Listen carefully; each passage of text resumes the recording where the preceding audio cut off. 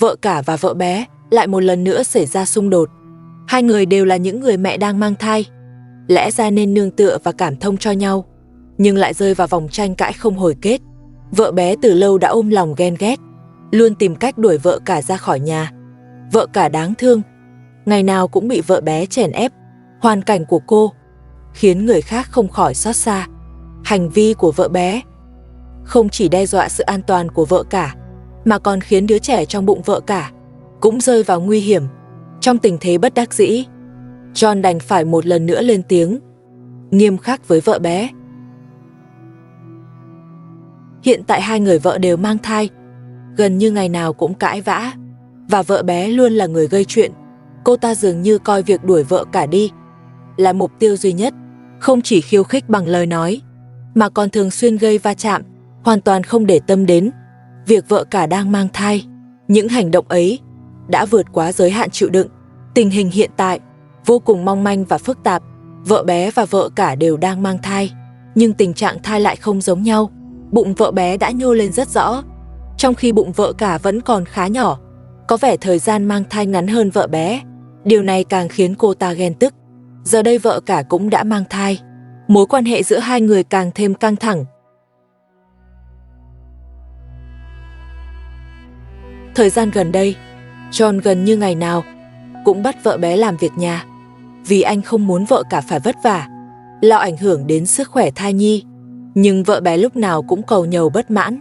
Cô ta liên tục than vãn, tôi cũng đang mang thai, tại sao không để vợ cả làm? John lập tức nghiêm giọng cô làm cho tử tế. Đừng thử thách giới hạn của tôi, đừng ép tôi phải đuổi cô đi. Lời cảnh cáo khiến vợ bé không dám phản kháng. Dù trong lòng vô cùng bực bội, cô ta vẫn phải tiếp tục làm việc, nhưng luôn tìm cách lười biếng, không hề cam tâm tình nguyện. Thực ra trong lòng nhiều người đều hiểu, đứa trẻ trong bụng vợ bé có khả năng rất cao là con của John, vì trước đó đã có kiểm tra sơ bộ. Kết quả nghiêng về khả năng này. Vợ bé cũng luôn khăng khăng khẳng định, còn John thì tự hiểu rất rõ, anh từng mắc sai lầm, có quan hệ thân mật với vợ bé, nhưng vẫn không muốn thừa nhận đứa trẻ đó là con của mình. Nếu kết quả cuối cùng được công bố và xác nhận đứa trẻ là con của John, thì tình thế trước mặt John và vợ cả sẽ trở nên vô cùng khó khăn. Vợ cả có thể không chấp nhận nổi sự thật này và lựa chọn rời về nhà mẹ đẻ.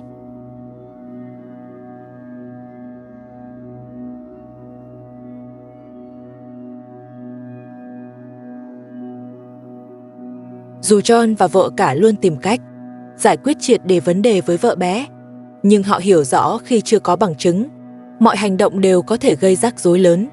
Họ chỉ còn cách chờ đợi kết quả xét nghiệm sớm được công bố để có thể đưa ra quyết định đúng đắn. Nhưng khoảng thời gian chờ đợi này lại vô cùng dài và đầy áp lực. Mỗi ngày trôi qua đều là một lần thử thách sự chịu đựng của cả ba người.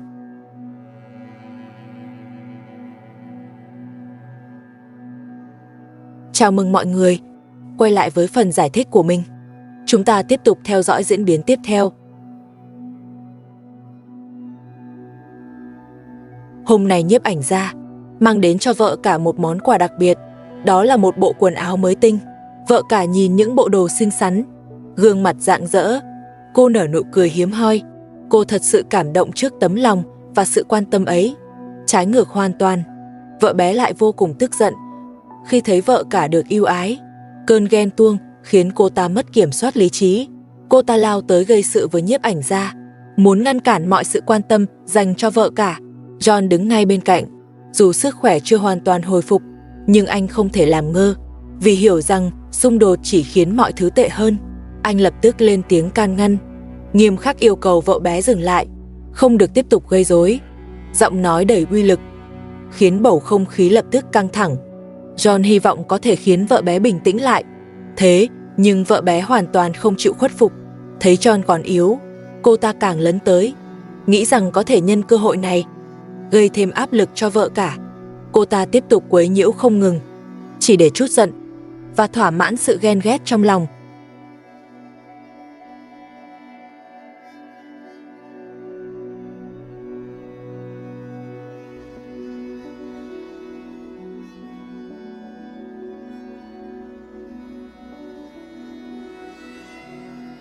Trong những ngày John rời nhà lên thành phố điều trị, vợ cả phải chịu vô vàn tủi thân.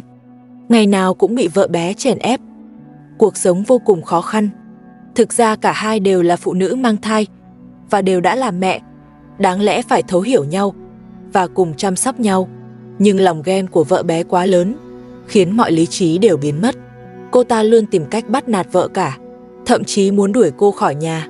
Vợ bé khao khát trở thành vợ cả, không chấp nhận thân phận hiện tại, muốn độc chiếm tất cả. Sự chiếm hữu và ghen tuông mù quáng khiến cô ta đánh mất lý trí, thậm chí quên mất mình cũng đang mang thai và cần được bảo vệ như người khác. May mắn thay, Nhiếp Ảnh Gia đã ở lại. Anh lặng lẽ bảo vệ vợ cả, nếu không hậu quả thật khó lường. Với trạng thái mất kiểm soát của vợ bé, vợ cả có thể đã rơi vào nguy hiểm. Trong những ngày John vắng mặt,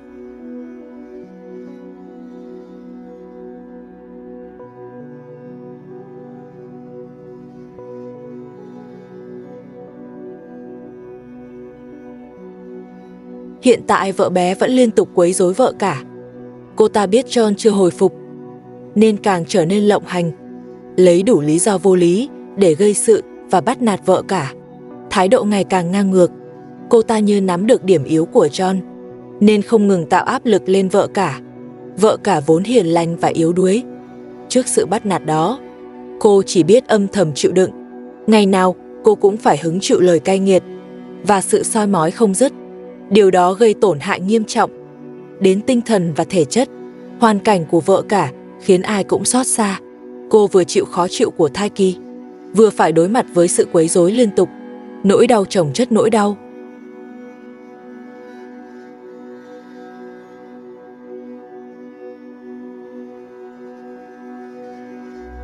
Hiện tại kết quả xét nghiệm vẫn chưa có, vì vậy chưa thể xác định đứa trẻ của vợ bé có phải là con ruột của John hay không. Trong khi đó, vợ cả cũng đang mang thai. Thai kỳ của vợ bé đã ở giai đoạn muộn hơn, còn vợ cả mới chỉ mang thai thời gian ngắn. Trong nhà lúc này có đến 2 người mang thai. Điều này rõ ràng tạo nên một áp lực vô cùng lớn đối với John. Thực tế nhìn vào tình hình hiện tại, đứa trẻ trong bụng vợ bé có khả năng rất cao là con của John. Trước đó đã từng tiến hành một lần kiểm tra sàng lọc ban đầu. Kết quả cũng cho thấy giữa đứa trẻ và John có quan hệ huyết thống. Hơn nữa, xét theo mốc thời gian, John và vợ bé quả thật từng có quan hệ.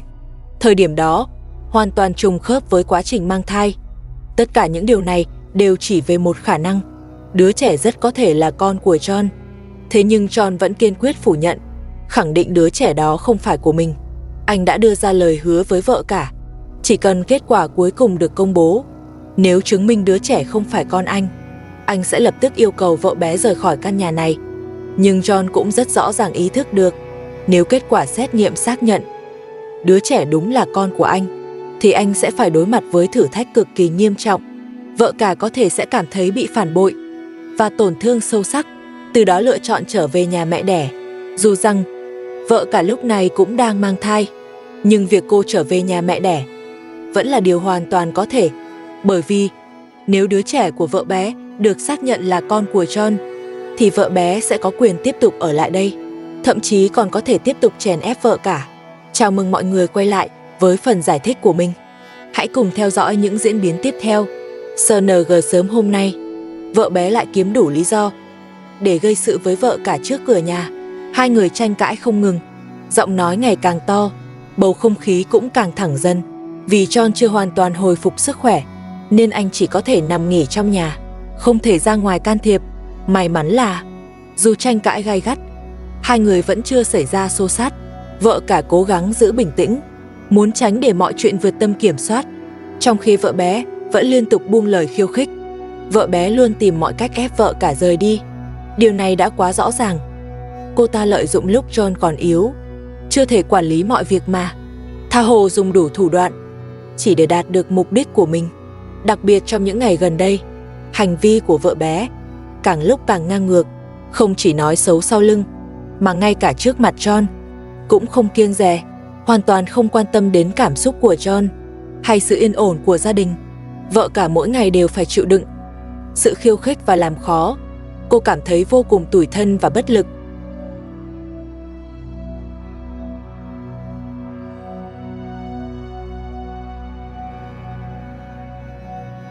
Vợ bé gần như ngày nào cũng lớn tiếng, thúc ép vợ cả sớm về nhà mẹ đẻ. Cô ta nói vợ cả ở lại chỉ làm vướng víu. Giọng điệu đầy khó chịu và khiêu khích, như thể sự tồn tại của vợ cả là gánh nặng.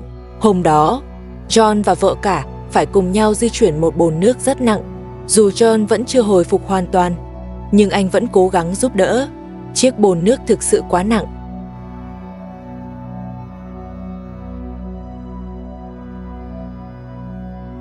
Vợ bé chỉ đứng nhìn, lấy cớ đang mang thai để từ chối làm việc nặng. Cô ta thờ ơ trước sự vất vả của hai người. Điều này khiến John không thể chịu đựng thêm. Anh lại một lần nữa nghiêm giọng khiển trách vợ bé. Anh nói thẳng, cô cũng sống ở đây, thì đừng trốn tránh trách nhiệm của mình. Bây giờ cần cô giúp, thì phải tham gia.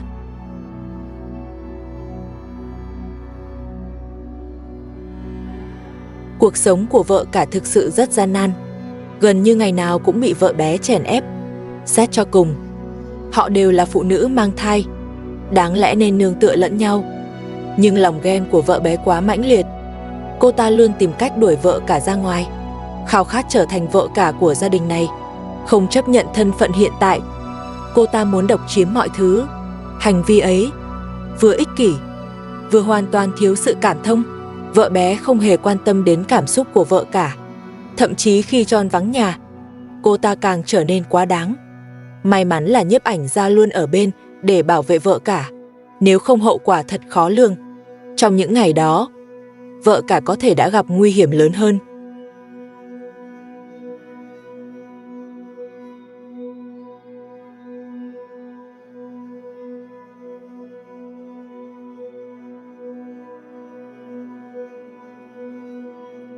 Hiện tại kết quả vẫn chưa được công bố. Vì vậy, chưa thể xác định đứa trẻ của vợ bé có phải con ruột của John hay không. Trong khi đó vợ cả cũng đang mang thai. Thai kỳ của vợ bé đã dài hơn, còn thai kỳ của vợ cả thì ngắn hơn một chút. Trong nhà cùng lúc có hai người mang thai. Điều này khiến John chịu áp lực nặng nề. John vẫn luôn khẳng định đứa trẻ của vợ bé không phải con mình và tìm cách để vợ bé rời khỏi nhà. Nhưng do chưa có kết quả chính thức, anh chưa thể làm gì hơn. John hiểu rõ kết quả sẽ ảnh hưởng sâu sắc đến tương lai gia đình. Nếu đứa trẻ không phải con anh có thể đưa ra quyết định dứt khoát hơn. Nhưng nếu kết quả ngược lại, thì anh buộc phải sắp xếp lại toàn bộ gia đình và đối mặt với hàng loạt vấn đề phức tạp khác. Tình thế ngày càng khó khăn khi mọi quyết định đều mang theo hậu quả.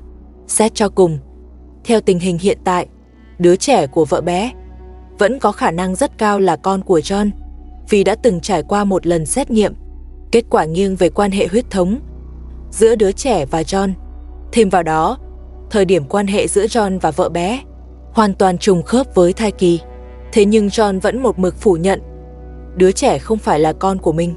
Anh tiếp tục trấn an vợ cả. Nếu đứa trẻ không phải của anh, vợ bé chắc chắn sẽ phải rời đi. Thái độ này phần nào xuất phát từ sự bảo vệ dành cho vợ cả và sự bất mãn ngày càng lớn với vợ bé.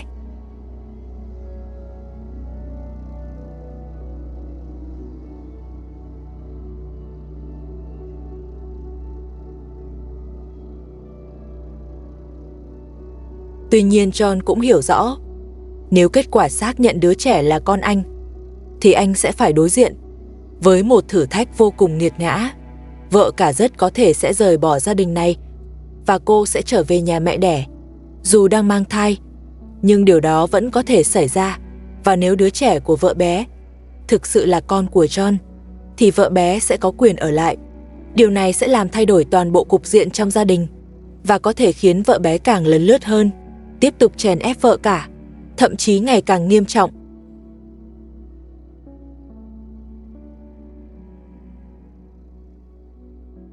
SNG sớm hôm nay, vợ bé lại kiếm cớ gây chuyện, tranh cãi kịch liệt với vợ cả trước cửa nhà. Tờ ING cãi vã ngày càng lớn, bầu không khí vô cùng căng thẳng. Vợ bé vẫn không từ bỏ ý định đuổi vợ cả. Cô ta lợi dụng lúc John còn yếu, chưa thể can thiệp mạnh mẽ, mà tiếp tục dùng đủ mọi thủ đoạn, hòng đạt được mục đích cá nhân, khiến mâu thuẫn trong gia đình ngày càng sâu sắc. Đặc biệt là trong những ngày gần đây, hành vi của vợ bé ngày càng trở nên ngang ngược. Cô không chỉ âm thầm gây khó dễ sau lưng, mà ngay cả trước mặt John, cũng chẳng hề kiêng dè. Vợ cả mỗi ngày đều phải nhẫn nhịn, chịu đựng những lời khiêu khích và làm khó từ vợ bé. Cô cảm thấy vô cùng tủi thân và bất lực. Vợ bé gần như ngày nào cũng lớn tiếng, thúc ép vợ cả mau chóng về nhà mẹ đẻ dưỡng thai, còn nói rằng cô ở lại đây chỉ làm vướng víu mọi người. Giọng điệu đầy khó chịu, kèm theo sự khiêu khích, như thể sự tồn tại của vợ cả là một gánh nặng. Dù John đã nhiều lần nghiêm khắc nhắc nhở vợ bé, nhưng cô ta vẫn hoàn toàn không thay đổi, vẫn cố chấp tìm cách ép vợ cả rời khỏi nhà, thậm chí còn lợi dụng việc mình mang thai để ngày ngày trốn việc, không chịu làm gì trong nhà. Vợ bé dường như hoàn toàn không quan tâm đến cảm xúc của John, cũng chẳng mang đến sự yên ổn của gia đình. Cô ta chỉ một mực làm theo ý mình. Điều này khiến John vô cùng bất lực. Anh hiểu rõ đứa trẻ trong bụng vợ bé có khả năng rất cao là con của mình. Chính điều đó khiến anh, khi xử lý mọi việc, rơi vào tình thế tiến thoái lưỡng nan. Một mặt anh không thể chấp nhận việc vợ bé liên tục bắt nạt vợ cả và phá vỡ sự yên ổn trong nhà, nhưng mặt khác, anh cũng không thể dễ dàng đuổi vợ bé đi, bởi chuyện này còn liên quan đến một đứa trẻ chưa ra đời, một sinh linh có thể mang dòng máu của anh. Mâu thuẫn ấy khiến John chìm sâu trong sự giằng xé nội tâm.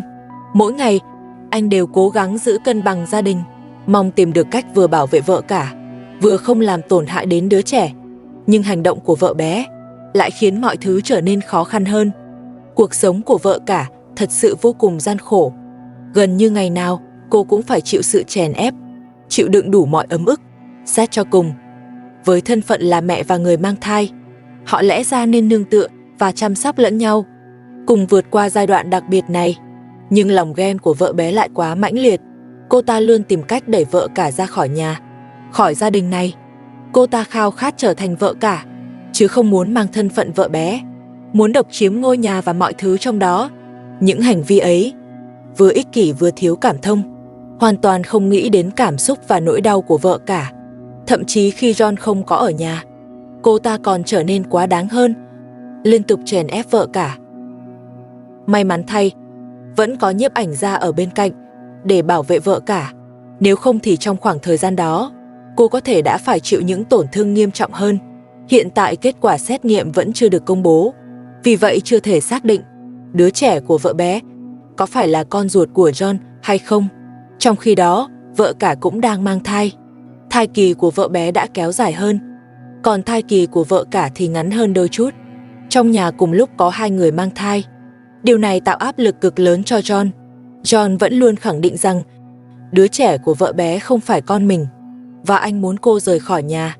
Nhưng vì chưa có kết quả xét nghiệm xác thực, anh chưa thể hành động dứt khoát.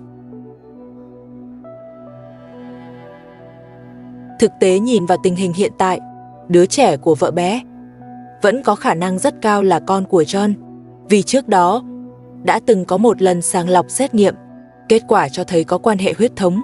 Hơn nữa, xét theo mốc thời gian, John và vợ bé quả thật từng có quan hệ. Thời điểm đó hoàn toàn trùng khớp, thế nhưng John vẫn một mực phủ nhận đứa trẻ là con mình.